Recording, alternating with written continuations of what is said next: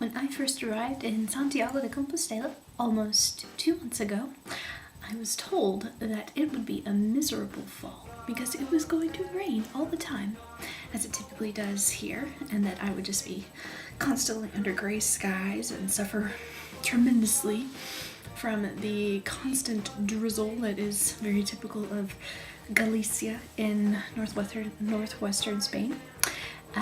But very luckily we've had a beautiful fall with hardly any rain and very hot weather, just fabulous sunny days. And so my family basically every weekend told me to take advantage of this odd occurrence and go to the beach.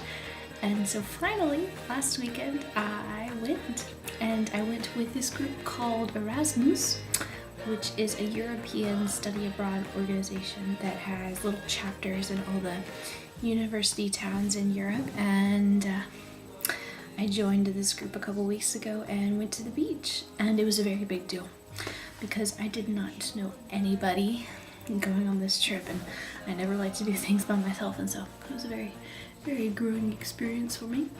And so last Saturday we headed out at about 11:30 and started driving towards Cabo Corrubedo, a beach to the southwest of Santiago. And first we stopped in this little town called Baroña, where the poor people like me that did not think to pack a lunch, and we stopped at the supermercado.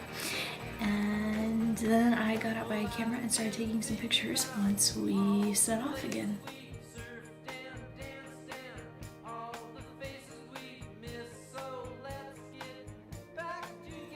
And after a little while, we arrived at Playa del Vilar in Cabo Corrubedo, and we got to spend some time at the beach.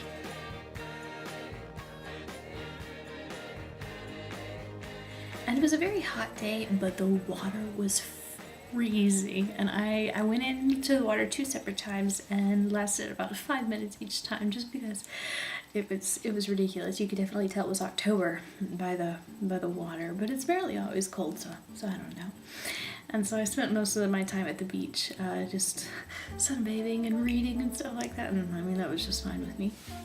And so after the beach, we went to another little place in Cabo Corrubedo, to this sand dune that's apparently the largest sand dune in Europe. Tall and tan and young and lovely, the girl from Ipanema goes walking, and when she And all you can really do at this sand dune is walk down the boardwalk and see it.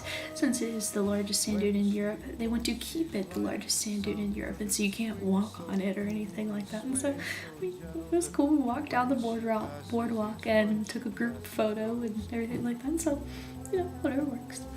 And so then after that, we went to our final destination, Castro de Baroña. Yeah, that's what it is.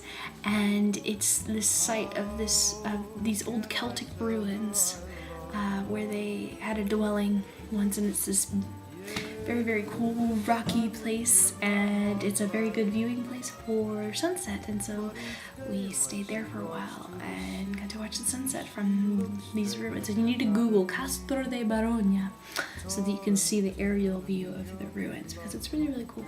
from Ipanema goes walking, and when she passes I smile, but she doesn't see.